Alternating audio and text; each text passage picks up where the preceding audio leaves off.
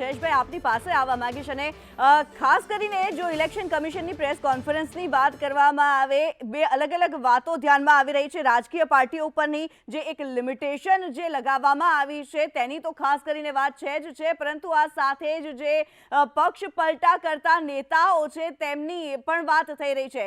દુશ્મની વિશે શેરો શાયરી સાથે ઇલેક્શન કમિશનર જે છે મુખ્ય ચૂંટણી કમિશનર તેમના દ્વારા કહેવામાં આવ્યું, દુશ્મની દિલથી કરો અને એવું ગુંજાઈશ રહે કે ભાઈ દોસ્તી તમારે ક્યાંય શરમ ન રાખવી પડે, આવું પણ તેમના દ્વારા કહેવામાં આવ્યું છે. જી જયેશભાઈ. હા કિન્નરી, દોસ્તી અને દુશ્મની આ બંને તો ચૂંટણીમાં હોય જ, સામસામે લડવાનું હોય છે, પરંતુ જે સ્પોર્ટ્સમેન સ્પિરિટ ખેલદિલી હોય છે એનો મોટાભાગે આપણે ત્યાં ઉત્તરોત્તર અભાવ જોવા મળે છે. જે અભદ્ર ભાષા પ્રયોગ આપણે ત્યાં થતા હોય છે, જે રીતે પ્રચારમાં એકબીજા ઉપર કાદવ ઉછાળ કરવામાં આવતી હોય છે અને એના કારણે ચૂંટણીનો જે માહોલ છે એ મલિન બની જતો હોય છે. કહેવા માટે તો આ લોકશાહીનું મહાપર્વ છે અને પૂરા વિશ્વની નજર હવે ભારત ઉપર રહેશે, કારણ કે આ સૌથી મોટો લોકતાંત્રિક દેશ છે અને આપણા પડોશી દેશ જે આપણામાંથી છૂટા પડેલા પાકિસ્તાનની જે હાલત જોઈએ છીએ ત્યારે વધુ આશા પૂરા વિશ્વની આપણા ઉપર એટલા માટે છે કે આપણે આઝાદી પછી લોકશાહી પરંપરાને જાળવી રાખી છે અને આપણી ચૂંટણી પ્રક્રિયાને જોવા પૂરા વિશ્વમાંથી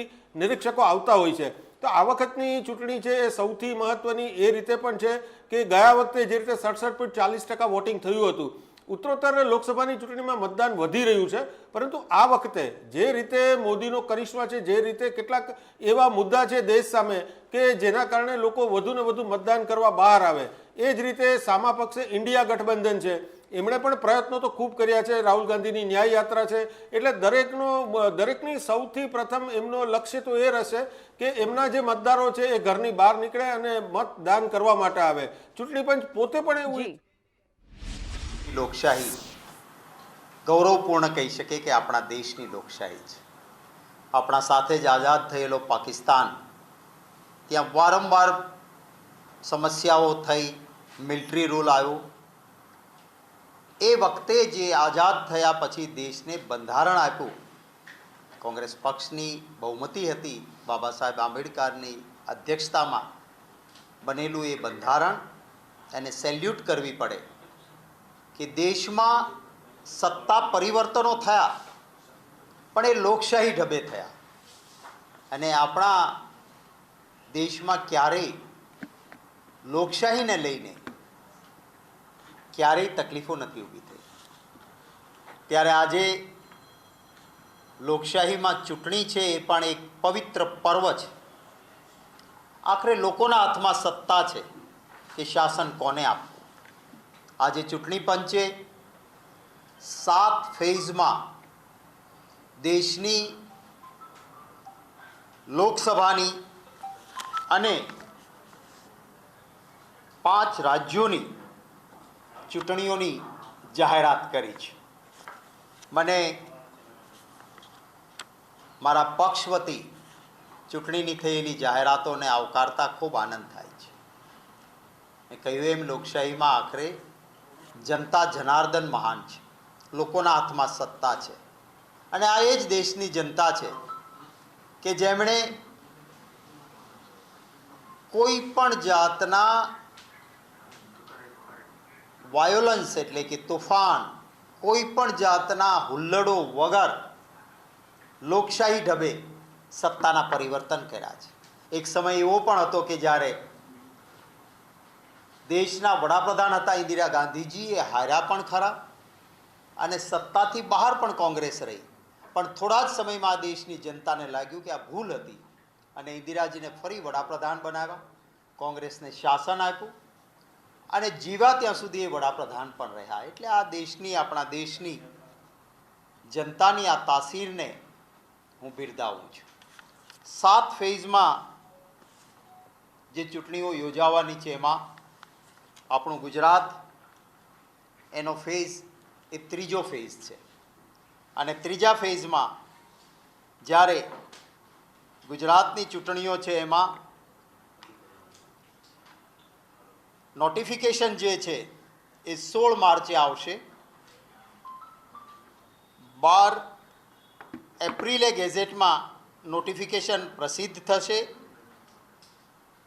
જે લાસ્ટ ડેટ ઓફ નોમિનેશન એટલે કે ફોર્મ ભરવાની છેલ્લી તારીખ 19 એપ્રિલ રહેશે, ચકાસણી 20 એપ્રિલે થશે, પાછા ખેંચવાની તારીખ છે 22 એપ્રિલ રહેશે અને 7 મેના દિવસે મતદાનનો દિવસ રહેશે અને 4 જૂને સમગ્ર દેશની સાથે મતગણતરી થવાની છે. અમે અમારી તૈયારીઓ કરી છે. પહેલી વખતે એક એવો પણ પ્રયોગ કર્યો કે કાર્યકર્તાઓનો અવાજ સાંભળવાની પણ કોશિશ કરી. અમારા સિનિયર આગેવાનો જિલ્લા મથક પર પણ ગયા અને એ પછી અમારી પ્રદેશ ઇલેક્શન કમિટી, સ્ક્રુટિની કમિટી અને ત્યારબાદ અમારી સેન્ટ્રલ ઇલેક્શન કમિટીએ 7 ઉમેદવારોની ઓલરેડી જાહેરાત પણ કરી દીધી છે. જે બાકી રહેતું કામ છે એ પણ અમે સમયાંતરે પૂરું કરીને આપની સમક્ષ આ વાત લાવીશું.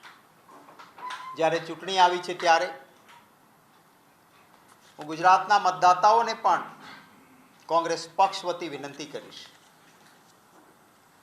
કે આપ દિલ અને દિમાગ બંને લગાવજો. આપણે તો ગુજરાતી છીએ,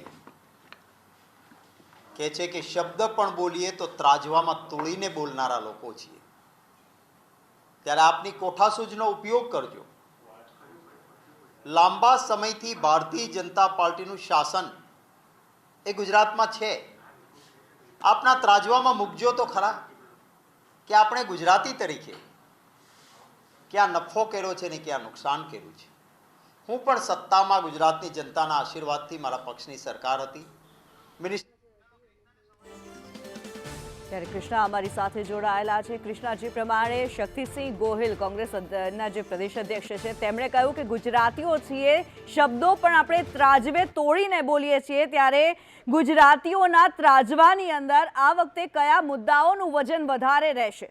જી બિલકુલ કિનારે, આપણે જો થોડું ઇતિહાસમાં જઈને અને તે વર્તમાનની સરખામણી કરીએ તો આપણે 2014 અને 2019ની ઇલેક્શનની વાત કરીએ, કારણ કે આ લોકસભાની ચૂંટણી છે એટલે સ્વાભાવિક છે કે વિધાનસભાની ચૂંટણી કરતાં એના મુદ્દાઓ પણ અલગ હોવાના છે અને એના કારણે એ જે નેરેટિવ ઘડાતા હોય છે એ પણ અલગ હોય છે. 2014માં આપણે જોયું હતું કે કોંગ્રેસ સામે જે ભયંકર એન્ટી ઇન્કમ્બન્સી કરપ્શનના મુદ્દા સાથે જોવા મળી હતી. અન્નાનું ઇન્ડિયા અગેન્સ્ટ કરપ્શન આંદોલન મોટા પાયે જે થયું હતું અને એની ખૂબ મોટી અસર થઈ હતી અને કોંગ્રેસે સત્તા વિહોણું થવું પડ્યું હતું, સત્તામાંથી બહાર નીકળવું પડ્યું હતું અને આટલી મોટી જનાદેશ સાથે ભારતીય જનતા પાર્ટીની નરેન્દ્ર મોદીની સરકાર બની હતી અને એ વખતે મુદ્દો કરપ્શનનો હતો, બદલાવનો હતો, પરિવર્તનનો મુદ્દો હતો.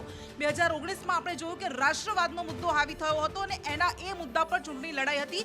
પરંતુ 2024નું અત્યાર સુધીનું આપણે જે રીતે ચિત્ર જોઈએ તો કોઈ એક એવો મુદ્દો નથી કે જેના પર ચૂંટણી લડાતી હોય. કારણ કે એક તરફ જ્યારે ભારતીય જનતા પાર્ટી ગઈકાલે જ પ્રધાનમંત્રી નરેન્દ્ર મોદીએ જે 140 કરોડ ભારતીયોને સંબોધીને પત્ર લખ્યો છે અને તેમાં તેમણે કહ્યું છે કે બધા જ 140 કરોડ ભારતીયો મારા પરિવાર છે. છેલ્લા ઘણા સમયથી તેમણે આ પરિવારવાદના મુદ્દા પર પ્રહાર કરવાના શરૂ કરી દીધા છે. વિપક્ષને પણ તેઓ લપેટમાં લઈ રહ્યા છે અને ચૂંટણી પ્રચારમાં પરિવારવાદના મુદ્દાને લઈને તેઓ આગળ વધતા દેખાઈ રહ્યા છે. બીજી બાજુ એ જે 10 વર્ષમાં કામ થયા છે, ગઈકાલે જે પત્ર લખવામાં આવ્યો હતો એમાં પણ આ 10 વર્ષમાં શું કામ કરવામાં આવ્યા છે એ બધા જે મુદ્દા છે કે જેને લઈને ભારતીય જનતા પાર્ટી એ જનતા સમક્ષ જશે. ખાસ કરીને આર્ટિકલ 370નો મુદ્દો છે, સીએ જે 3 દિવસ પહેલા જ લાગુ કરવામાં આવ્યું છે, રામ મંદિરનો મુદ્દો જે સૌથી મોટો મુદ્દો છે અને લગભગ 4 દાયકાથી ભારતીય જનતા પાર્ટીના મેનિફેસ્ટોમાં આ મુદ્દો હતો રામ મંદિરનો. આ મુદ્દો છે. આ ઉપરાંત જે પણ કલ્યાણકારી યોજનાઓ છે, આ બધા જે મુદ્દા સાથે જી કૃષ્ણા.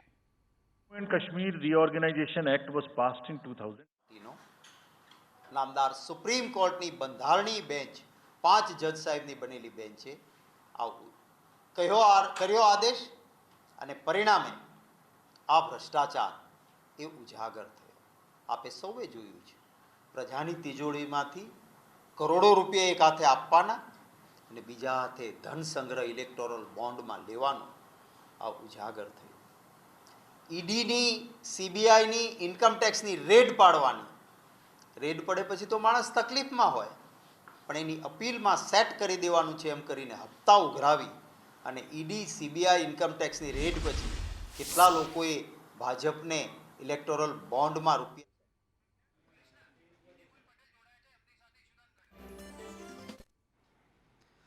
અને આપણી સાથે ઈસુદાન ગઢવી આમ આદમી પાર્ટીના પ્રદેશ અધ્યક્ષ જોડાઈ ગયા છે. સંવાદદાતા નિકુલ પટેલ પણ છે એમની સાથે. ઈસુદાનજી, સ્વાગત છે આપનું સંદેશ ન્યૂઝમાં. હવે ચૂંટણી પ્રચારની શરૂઆત આપે ઘણા સમયથી કરી દીધી છે, પરંતુ ચૂંટણીની તારીખોનું પણ એલાન થઈ ચૂક્યું છે. કયા એવા મુદ્દાઓ છે જે આપને લાગે છે કે તેને લઈને આપ જનતા સમક્ષ જશો અને ભારતીય જનતા પાર્ટીને હરાવવા માટે આપ મથામણ કરશો?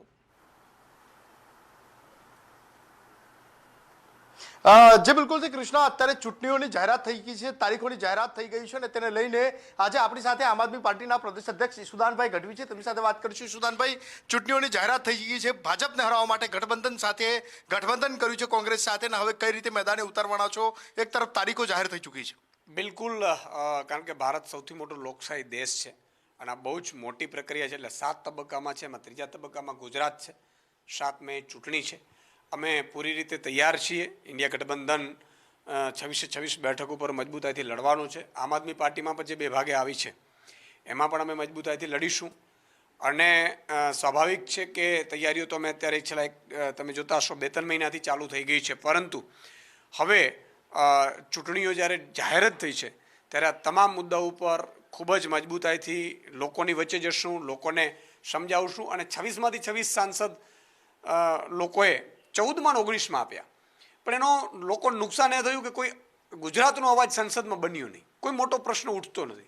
એટલે હવે લોકો પણ સમજે છે કે ભાઈ બીજા સાંસદો આપણે બીજી પાર્ટીને પણ મોકલીએ જેથી કરીને અવાજ ઉઠે. એટલે સ્વાભાવિક છે, અમને પૂરો વિશ્વાસ છે કે આ વખતે ઇન્ડિયા ગઠબંધન મજબૂતાઈથી સારું પરફોર્મ કરશે.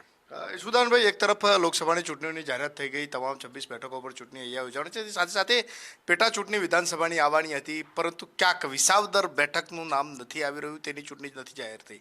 કઈ રીતે જોઈ રહ્યા છો? બિલકુલ, હું અત્યારે એ જ જોઈ રહ્યો હતો કે પહેલું રાજીનામું વિસાવદરનું પડ્યું અને એના પછી બીજા 5 પડ્યા, પણ સ્વાભાવિક છે 5-5ની ડિક્લેર થઈ, વિસાવદરની નથી થઈ. મને પણ તાજુબ છે કે આવું કેમ થયું. આખા દેશની વિધાનસભાની પેટા ચૂંટણીના ઉપર અત્યારે મતદાનની તારીખો જાહેર થઈ, વિસાવદર નથી થયું. આ ખરેખર આશ્ચર્યજનક છે. અમે પણ અત્યારે વિસાવદરથી અમારી ઘણા સમયથી તૈયારીઓ ચાલે છે. અમે મજબૂત વિસાવદરમાં છીએ અને ખબર નહીં કેમ આ થયું હશે. એટલે બહુ આશ્ચર્યજનક છે કે વિસાવદર નથી. જે રીતે વિસાવદરનું નામ નથી જાહેર થયું, આમ આદમી પાર્ટી આ મામલે ચૂંટણી પંચમાં કોઈ રજૂઆત કરશે ખરી આગામી દિવસોમાં? હા, બિલકુલ. અમે અત્યારે કેન્દ્રીય નેતૃત્વ અમારું છે એમની સાથે ચર્ચા કરીશું કે ભાઈ વિસાવદરની જાહેરાત નથી થઈ. સ્વાભાવિક છે, કારણ કે ભૂલ તો હોઈ ન શકે, બહુ ક્લિયર કટ છે.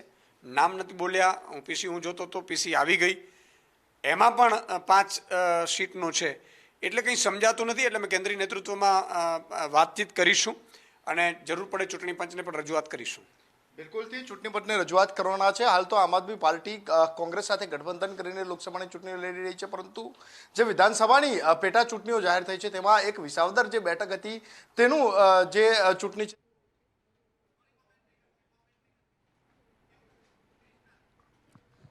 તો જે રીતે ઈસુદાન ગઢવીએ કહ્યું કે ખબર નથી શું થયું તો વિસાવદરનું નામ જાહેર કરવામાં નથી આવ્યું, કારણ કે એક એવી બેઠક આજે ઇલેક્શન કમિશનર દ્વારા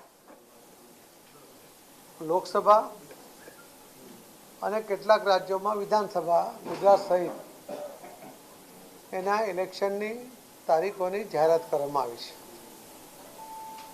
એના નોટિફિકેશન, ફોર્મ ભરવાની તારીખ, ચકાસવાની તારીખ, મતદાનની તારીખ કે બધા વિધિ 6 છે. અને ગુજરાતમાં લગભગ 6 જગ્યા વિધાનસભાની ખાલી હતી, એમાંથી 5 આવ્યા છે. કદાચ એક કોઈ સરહદ ચૂકને કારણે કદાચ એક વિસાવદર વિધાનસભાનું નોટિફિકેશન આમાં દેખાતું નથી. અમે એના માટે રજૂઆત કરીશું કે એનું ઇલેક્શન પણ આની સાથે સાથે થઈ જવું જોઈએ. ગુજરાતના સંદર્ભમાં જો જોવા જઈએ તો ગુજરાતમાં 2 વાર, છેલ્લી 2 વારની લોકસભામાં 26માંથી 26 સીટ ભારતીય જનતા પાર્ટીએ જીતી છે અને 2019માં 173 વિધાનસભાના સીટ ઉપર ભારતીય જનતા પાર્ટીને લીડ પણ મળી છે. 2022ના ગુજરાત વિધાનસભાનું ઇલેક્શન જોઈએ તો આદરણીય પ્રધાનમંત્રી શ્રી મોદી સાહેબના નેતૃત્વમાં, એમની લોકચાહના અને અમિતભાઈ શાહ સાહેબના માર્ગદર્શનમાં 156 વિધાનસભાની સીટો જીતી છે અને મોટી લીડ સાથે જીતી છે. અમે આ વખતનું જે ટાર્ગેટ ગુજરાત ભારતીય જનતા પાર્ટીના કાર્યકર્તાઓએ એક ટાર્ગેટ લીધું છે કે 26 સીટ ત્રીજી વાર ગુજરાત ભારતીય જનતા પાર્ટીના કાર્યકર્તાઓ હેટ્રિક કરે. આદરણીય પ્રધાનમંત્રી મોદી સાહેબ પણ પ્રધાનમંત્રી બનવા માટેની ત્રીજી વાર એ જઈ રહ્યા છે, એટલે કે હેટ્રિક કરવા જઈ રહ્યા છે. ત્યારે ગુજરાત પણ એમના જ પગલે ચાલીને ગુજરાતમાં પણ હેટ્રિક કરશે અને દરેક સીટનો 5 લાખનો જીતવાનું ટાર્ગેટ આપ્યું છે. જે 2022ના ઇલેક્શન ત્યાર પછી જે રામ મંદિરનું નિર્માણ 370ની કલમ રદ કરવી અને લોકો માટે કામ કરીને મોદી સાહેબે જે લોકચાહના ઊભી કરી છે, ભારતીય જનતા પાર્ટી એ જે વચનો આપે છે એ વચનો પૂર્ણ કરે છે, એની જે પ્રતીતિ આખા દેશના લોકોમાં છે. સર્વાંગી વિકાસની વ્યાખ્યા એ પણ આખા દેશના લોકોએ જોઈ છે. એના આધારે કહી શકાય કે ભારતીય જનતા પાર્ટીનો કાર્યકર્તા 26 સીટ 5 લાખથી વધુથી જીતવા માટે સક્ષમ છે. કેમ કે એમને મોદી સાહેબનું નેતૃત્વ અને માર્ગદર્શન, એમને કરેલા કામો, એના પરિણામો અને અમિતભાઈ શાહ સાહેબનું માર્ગદર્શન મળ્યું છે. મુખ્યમંત્રી શ્રી ભૂપેન્દ્રભાઈ પટેલ એમના દ્વારા પણ જે લોક ઉપયોગી પગલાં લેવાયા છે એની અસર પણ આ ઇલેક્શનના મતદાન ઉપર જોવા મળશે. અમારું આ વખતનું ટાર્ગેટ હશે કે બધી જ સીટોમાં 80% સુધી મતદાનને લઈ જવું અને એના માટે અમે કમર પણ કસી છે. અમારા પેજ કમિટીના સભ્યો સુધી પહોંચીને એમને સક્રિય કરીને આ મતદાન વધે એના માટે પણ અમે બધા પ્રયત્નશીલ છે અને મને વિશ્વાસ છે કે આપ સૌના સાથ અને સહકાર સાથે અમે ચોક્કસપણે 26માંથી 26 સીટ 5 લાખની લીડ સાથે જીતીશું એવો મને પૂરો વિશ્વાસ છે. જે તારીખો આવી છે એ તારીખોના આધારે કહી શકાય કે અનુકૂળ તારીખો છે. વચ્ચે કદાચ થોડી મેરેજ માટે એ તારીખો પણ આવશે, એ હજુ ચેક કરવાનો બાકી છે. પરંતુ જે પણ નિર્ણય ઇલેક્શન કમિશનરે કર્યો છે ત્યારે લોકસભાની ચૂંટણીની તારીખો જાહેર થઈ ચૂકી છે. लोकसभा और अलग अलग राज्यों में 26 विधानसभा का इलेक्शन की तारीख डेट उन्होंने तय की है. कौन से चरण में, टोटल 7 चरण में से कौन से चरण में कब उसकी क्या प्रक्रिया होगी वो भी उन्होंने डिटेल आपको दिया है. उसके लिए मैं उसकी बात नहीं करता. ત્યારે જે પ્રમાણે લોકસભા ચૂંટણીની તારીખો જાહેર થઈ ચૂકી છે, ગુજરાત માટે મહત્વપૂર્ણ રીતે 7 મેના દિવસે મતદાન થવા જઈ રહ્યું છે. જયેશભાઈ જોડાયેલા છે. જયેશભાઈ, આપની પાસે આવવા માંગીશ, પૂછવા માંગીશ, જે પ્રમાણે ઇલેક્શન કમિશન દ્વારા તારીખો જાહેર કરવામાં આવી છે, વિધાનસભાની જે પેટા ચૂંટણીઓ છે તેની પણ તારીખો જાહેર કરી દેવામાં આવી છે, પરંતુ વિસાવદર ક્યાંક બાકાત રહી ગયું છે.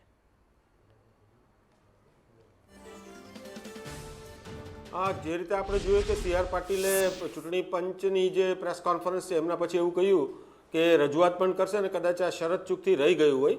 આમ તો આપણે જે રીતે ચૂંટણી કમિશનરે વાત કરી છે, એમણે આખા જે ઇલેક્શનનો પ્રોગ્રામ છે એમાં એક બાબતનું ધ્યાન રાખ્યું છે. એમાં બિહારમાં જે ચૂંટણી થવાની છે એમાં ત્યાંના તહેવારની પણ ઉલ્લેખ છે અને તમામ રાજ્યોની મુલાકાતો લઈ અને પછી સમીક્ષા કર્યા બાદ આખો કાર્યક્રમ જાહેર કરવામાં આવ્યો છે. એટલે વિસાવદરની જે પેટા ચૂંટણી છે એ શરત ચૂકથી જો રહી ગઈ હોય તો પણ બહુ આશ્ચર્યજનક કહેવાય. પરંતુ કદાચ એવું લાગે છે કે બહુ ટૂંકા ગાળામાં વિસાવદર બાબતે ફરીથી ચૂંટણી પંચ કોઈ સ્પષ્ટતા જરૂરથી કરશે. અને વિસાવદર આમ પણ રસપ્રદ રહ્યું છે હંમેશા, કારણ કે ઘણા બધા વખતથી ત્યાં જે રીતે કેશુભાઈ ઊભા રહેતા હતા એ પછીથી ત્યાંના ઉમેદવારો, જેમણે કોંગ્રેસના ઉમેદવારે ભાજપમાંનો કેસ ધારણ કર્યો અને એ રીતે આમ આદમી પાર્ટીના વિજેતા જે ધારાસભ્ય છે એમણે પણ ભાજપનો કેસ ધારણ કર્યો. એટલે આ એક રસપ્રદ ચૂંટણી છે અને જૂનાગઢ લોકસભાની બેઠકને લાગુ પડતો આ મહત્વનો વિસ્તાર છે. એટલે રાજકીય રીતે પણ એ એટલું જ મહત્વ ધરાવે છે. પરંતુ મને લાગે છે કે તમામ જે પૂરા દેશનો ચૂંટણીનો કાર્યક્રમ આવ્યો અને એમાં વિધાનસભાની પેટા ચૂંટણીઓનો પણ ઉલ્લેખ છે. હવે વિસાવદર કેમ રહી ગયું એ એક આશ્ચર્યજનક બાબત છે.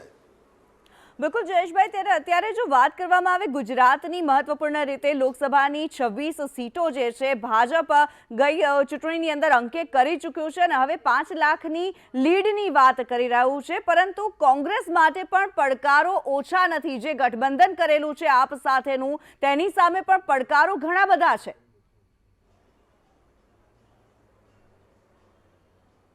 છેલ્લી વિધાનસભાની ચૂંટણીમાં જે રીતે કોંગ્રેસ અને આમ આદમી પાર્ટી એકબીજાની વિરુદ્ધ લડેલા અને એકબીજાની વિરુદ્ધ ખૂબ જ અભદ્ર ભાષા પ્રયોગો પણ થયેલા, હવે બહુ જ ટૂંકા ગાળામાં જ્યારે તમે બંને હાથ મિલાવીને ચૂંટણી લડવા નીકળો છો ત્યારે કેન્દ્રીય સ્તરેથી તો તમે ચોક્કસપણે જાહેરાત કરી શકો, પરંતુ પાયાના કાર્યકરો અને મીડિયમ લેવલના જે નેતાઓ હોય છે એમની વચ્ચે સંવાદિતા કેવી રહે છે એ બહુ મોટો પ્રશ્ન સર્જાતો હોય છે. અને આમ પણ આમ આદમી પાર્ટીનું ગુજરાતમાં કોઈ એટલું મોટું વર્ચસ્વ નથી. અને બીજી તરફ જે સૌરાષ્ટ્રમાં બંને ખૂબ જ પ્રભાવની વાતો કરતા હતા, આજે કોંગ્રેસની હાલત એવી છે કે પૂરા સૌરાષ્ટ્રમાં કોંગ્રેસ પાસે માત્ર એક જ બેઠક છે. એટલે કોંગ્રેસ માટે અત્યારની પરિસ્થિતિ સૌથી નિરાશાજનક છે. સૌથી પરાકાષ્ઠાની વાત તો એ છે કે અગાઉ જ્યારે ચૂંટણીઓ આવતી ત્યારે દરેક રાજકીય પક્ષોના કાર્યાલયોએ ઉમેદવારોની ભીડ સર્જાતી, ટિકિટ માગવા માટે કતારો સર્જાતી અને એટલા બધા લોબિંગ થતા. આ વખતે કોંગ્રેસે ઉમેદવારોને શોધવા જવું પડે એવી પરિસ્થિતિ છે. અગાઉની ચૂંટણીઓમાં ધારાસભ્યોને ટિકિટ આપી અને લોકસભાની ચૂંટણીમાં વધુ મતો મળે એવા પ્રયાસ થતા, પરંતુ કોંગ્રેસની ટ્રેજેડી એ છે કે આ વખતે એની પાસે કોઈ ધારાસભ્યો પણ નથી. એમના જે કુલ 3 ધારાસભ્યો હતા એમાંથી 2 ધારાસભ્યો તો ભાજપમાં ભળી ગયા છે. હવે એકમાત્ર સોમનાથના વિમલ ચુડાસમા એક જ કોંગ્રેસમાં સમ ખાવા પૂરતા ધારાસભ્ય છે. તો આવી પરિસ્થિતિમાં ગઠબંધનના કારણે મતો કપાતા જરૂર અટકે, પરંતુ જે રીતે આ વખતે ભાજપનું વાવાઝોડું છે, જે રીતે મોદીનો વેવ છે અને લોકસભાની ચૂંટણી એક એવી ચૂંટણી છે કે જે કેન્દ્રીય સ્તરના મુદ્દાઓ આધારિત હોય છે અને પૂરા દેશમાં વિધાનસભાની ચૂંટણીઓ હોય ત્યારે પણ મોદી જ્યારે મતની અપીલ કરે છે ત્યારે લોકો એમને જીતાડી દેતા હોય છે. તો આ તો એમની પોતાની ચૂંટણી છે અને મોટા મોટા મહત્વના મુદ્દાઓ પછી આ ચૂંટણી આવી રહી છે. તો મને એવું લાગે છે કે કોંગ્રેસ માટે અસ્તિત્વનો બહુ મોટો સવાલ છે, કારણ કે છેલ્લી બંને લોકસભાની ચૂંટણીમાં કોંગ્રેસ એક પણ બેઠક જીતી શકી નથી. તો આવી પરિસ્થિતિમાં હજુ ઘણી બધી બેઠકો ઉપર ઉમેદવારો જાહેર કરવાના બાકી જરૂર છે, પરંતુ બહુ મહત્વના મુદ્દા આ વખતે કોઈ એન્ટી ઇન્કમ્બન્સીનો મુદ્દો નથી કે કોઈ પરિવર્તનની લહેર હોય.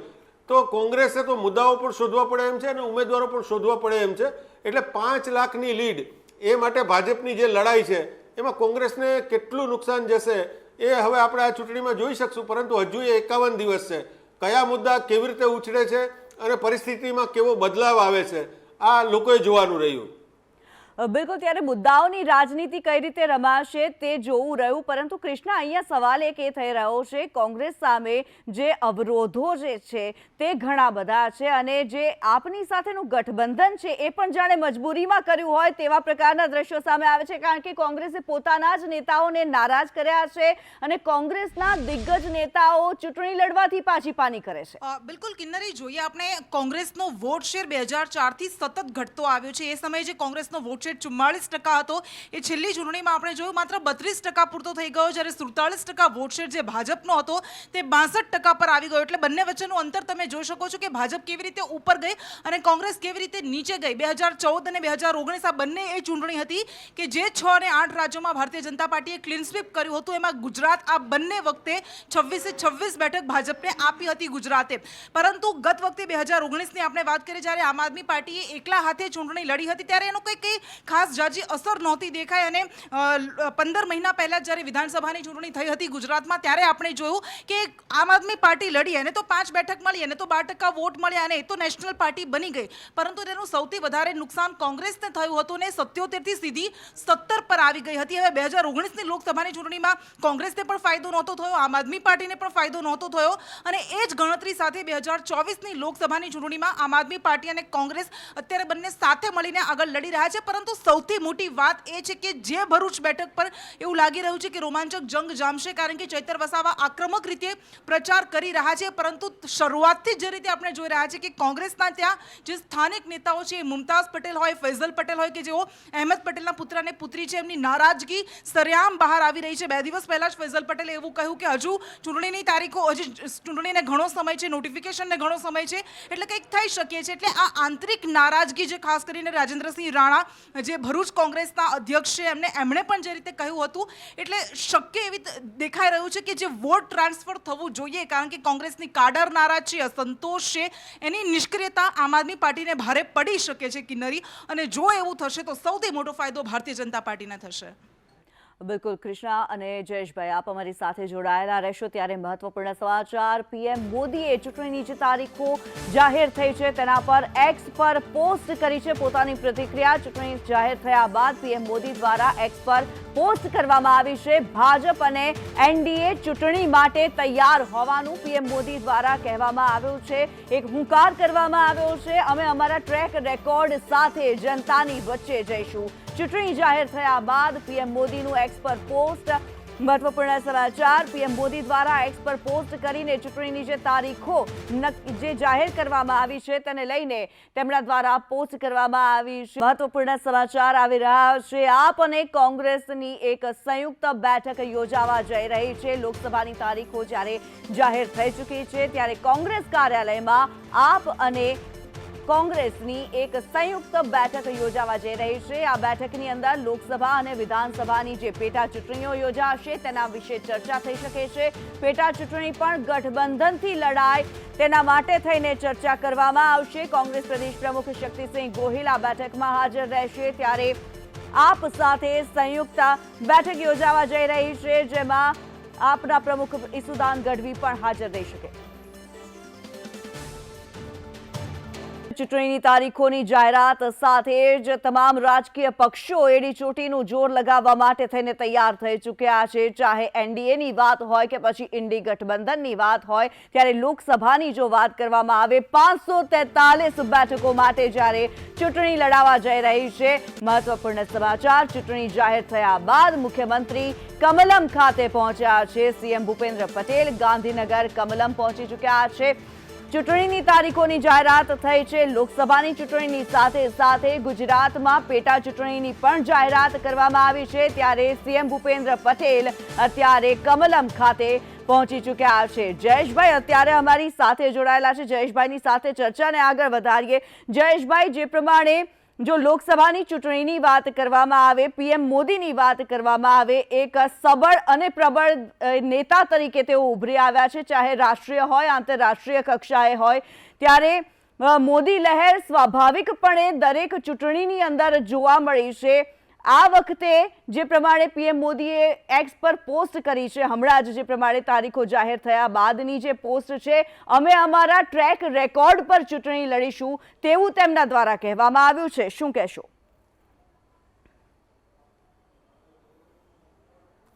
જુઓ, સૌપ્રથમ તો વડાપ્રધાન નરેન્દ્ર મોદી ખૂબ જ સક્રિય છે. એ 2014માં જે પ્રથમ ચૂંટણી લડતા હતા કે જે રીતે ગુજરાતના પ્રથમ વખત મુખ્યમંત્રી બન્યા હતા, એમની સક્રિયતા અને એમનું પ્રત્યેક ચૂંટણી સાથેનું અટેચમેન્ટ જબરદસ્ત હોય છે. અને લોકસભાની ચૂંટણી હોય અને ભારત જેવા દેશમાં કે જ્યાં એક સાથે 543 બેઠકો ઉપર ચૂંટણી લડાતી હોય, આપણો દેશ વૈવિધ્યતાથી સભર દેશ છે. અલગ અલગ પ્રકારના પ્રાદેશિક અને ભૌગોલિક આ બધા જ વૈવિધ્ય સાથેના દેશમાં તમામ લોકોને સ્પર્શતા મુદ્દાને ઉઠાવવા એ સૌથી મોટો પડકાર છે. એવા મુદ્દા કે જે બધા લોકોને સ્પર્શતા હોય. અને લોકસભાની ચૂંટણી જો તમારે જીતવી હોય તો તમારી પાસે એક એવો શાનદાર મેસેજ પણ હોવો જોઈએ અને એ મેસેજને લોકો સુધી ડિલિવર કરે એવો મેસેન્જર પણ હોવો જોઈએ. ભાજપ પાસે અત્યારે એમના બંને હાથમાં લાડુ એટલા માટે છે કે એમની પાસે એવા મેસેજીસ એટલે કે એવા મુદ્દા પણ છે કે જે દેશના બહુધા લોકોને સ્પર્શતા હોય. તો સૌ પ્રથમ તો ગ્રાસ રૂટમાં લોકો સુધી પહોંચે એવી યોજનાઓ ભાજપે બનાવી છે. તદુપરાંત ધાર્મિક મુદ્દાઓ છે, રાષ્ટ્રવાદના મુદ્દા છે. આ તમામનું જો એક કોમ્બિનેશન જો ગણવામાં આવે તો સામેના કોઈ પણ પક્ષ માટે એ ખૂબ જ ઘાતક હોય એવું આ કોમ્બિનેશન છે. અને આ બધા મુદ્દા લોકો સુધી ડિલિવર કરવાવાળા મોદીના નામે એક મેસેન્જર પણ એમની પાસે છે. તો જ્યારે મોદી કશુંક પણ બોલે છે, જ્યારે મોદી ક્યાંય પણ જાય છે અથવા તો સોશિયલ મીડિયા ઉપર એ મેસેજ આપે છે તો આપણે જોઈ શકીએ છીએ કે ઘણા બધા લોકો એમને તુરંત જ પ્રતિક્રિયા આપે છે. કોંગ્રેસ પાસે એમનાથી ઓછી એજના નેતા છે પરંતુ એ યુવાઓના બ્રાન્ડ એમ્બેસેડર નથી. રાહુલ ગાંધી પોતે દેશમાં ફરે છે, ન્યાય યાત્રા કાઢે છે, ભારત જોડો યાત્રા કરે છે અને દેશમાં મુદ્દા નથી એવું પણ નથી. પરંતુ આમ છતાં કોંગ્રેસ આ મુદ્દાને ઉઠાવે છે તો એમનો અસરકારક પ્રતિભાવ મળતો નથી.